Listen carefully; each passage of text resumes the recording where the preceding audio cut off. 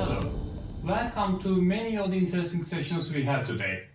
My name is Mert Özene, and in this opening session I'll be talking about what Oracle is developing to protect Oracle databases better. There is nothing surprising in these graphics. The data is growing at 20% a year, and our reliance on the data is also increasing, which is affecting the cost of downtime per minute. But these are not the only metrics that are on the rise. On the other hand, due to new kinds of attacks, the average duration of downtime is also on the rise. So databases store the most critical part of our data, and they receive continuous updates.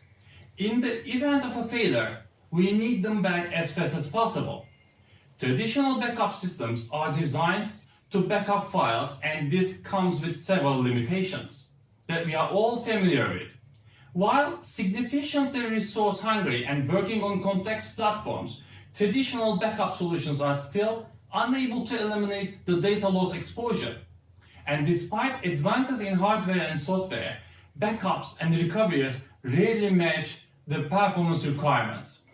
Not being database aware, traditional systems usually end up with using extensive amounts of storage capacity. This can get significantly worse if databases are encrypted.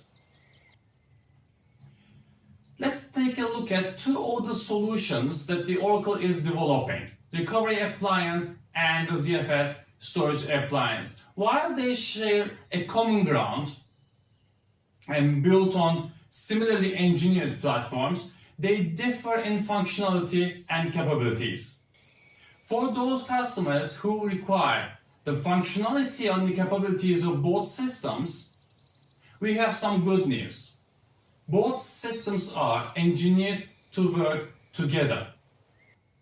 Let's take a bit closer look to the Recovery Appliance, which is sharply focused on protecting the Oracle database.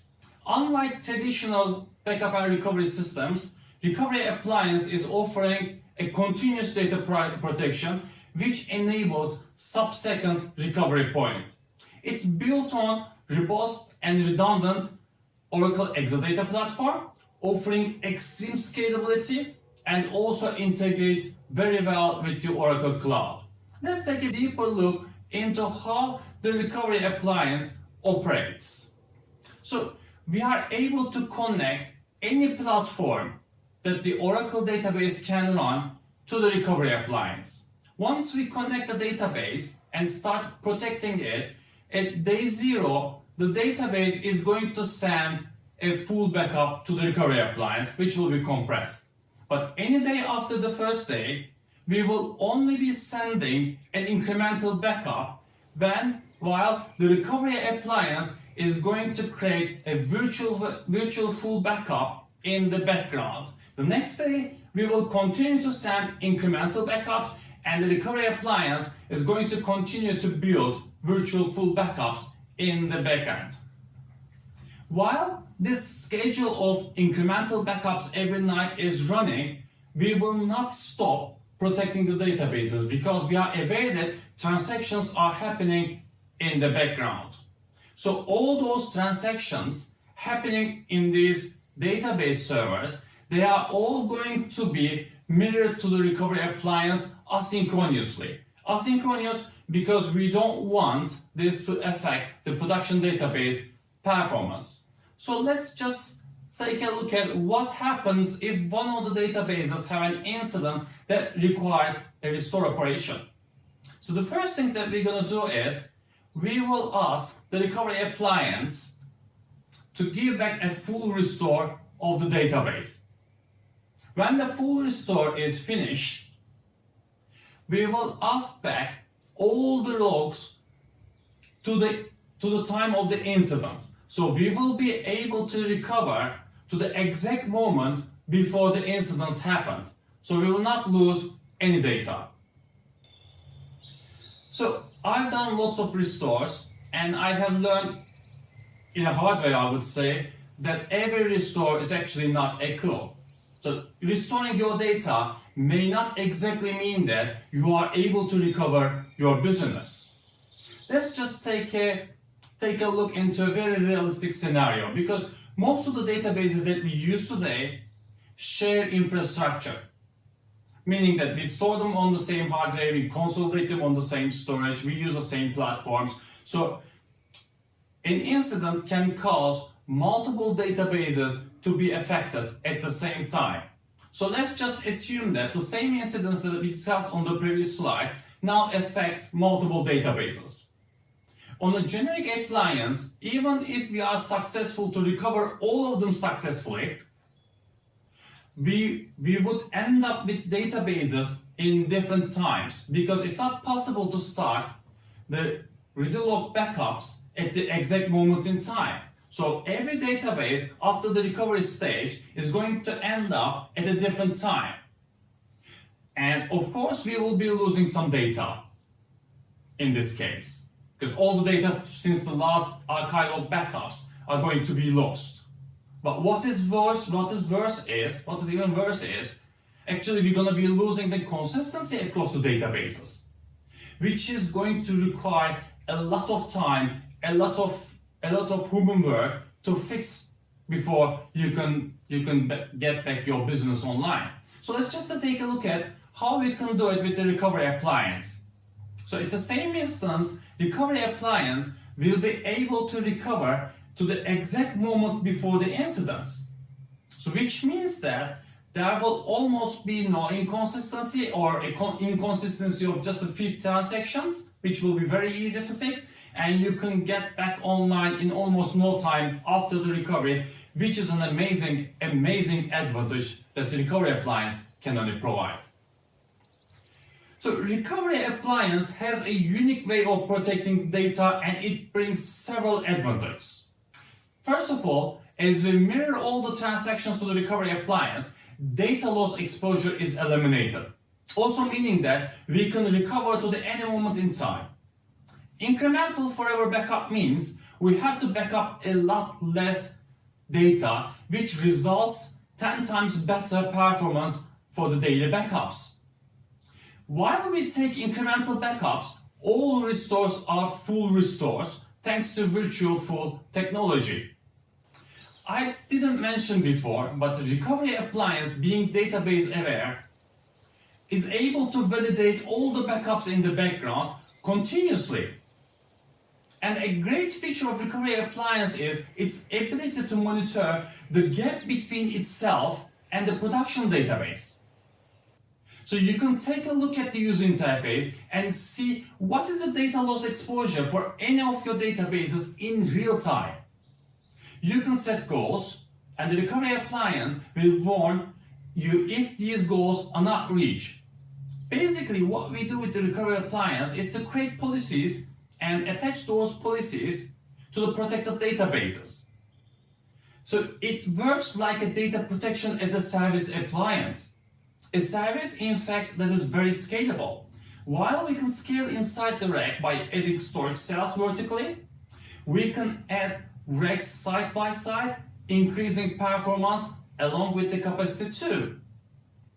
Most importantly, recovery appliance simplifies the data protection, removes the need for additional components. From database to its backup, it's supported by a single vendor, making troubleshooting a lot easier and significantly more efficient. Now let's switch our focus to the ZFS storage appliance. ZFS storage appliance is engineered as a very powerful unified storage system. So it's actually a production grade storage system. What makes it unique is that we have also added Oracle integration and RMAN integration, and on top of this we have also built in all disk-to-disk backup capabilities into a single appliance, making a unique solution which can provide in-place recovery along with fast and predictable restores. Just like the recovery appliance, it's also redundant and extremely scalable and integrates very well with the Oracle Cloud.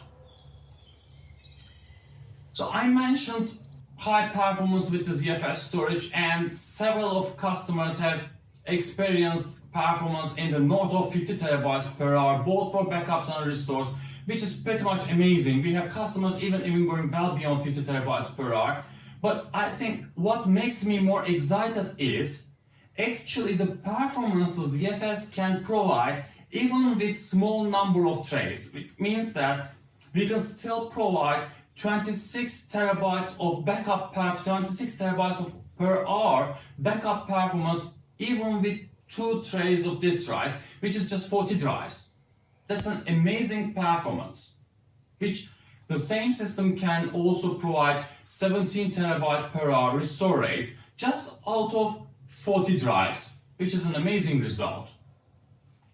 So I mentioned in-place recovery. So when we have a backup to disk storage that's also engineered as a production storage, has the capabilities of a tier 0 storage, we have nice solutions like being able to recover in place. So if you back up using ARM and to ZFS storage, we have the ability to convert those backups into an up and running databases using the technology called clone database almost instantly without requiring any time or requiring any additional storage. Yes, we will be requiring a few times to apply the logs to bring the database copy in sync, but we're not going to require the time that's actually required for a full restore to happen, which is going to be saving probably 95% of the time.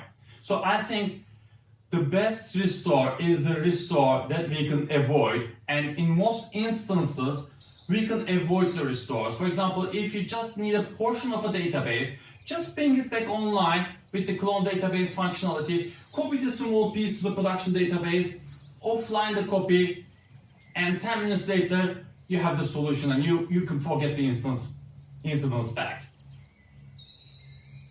And when we have the capabilities of a production disk and a disk to disk backup capability on the same storage, how about eliminating the needs for a full backup? So just like the recovery appliance on the ZFS, we can also keep on taking incremental backups and merging to the full backup and taking a snapshot in the background to create a retention. In this method, we just take an incremental backup every night and create a full RMAN catalog backup in the background without requiring a lengthy full backup. And with the functionality that I explained on the previous slide, we can do in-place restore or partial restores using clone database, or can use any of the copies on the ZFS storage for test and development. Thank you very much for being with us today. Many interesting sessions that include demos and customer experiences are awaiting you. Don't forget to join us at the question and answers track after the sessions.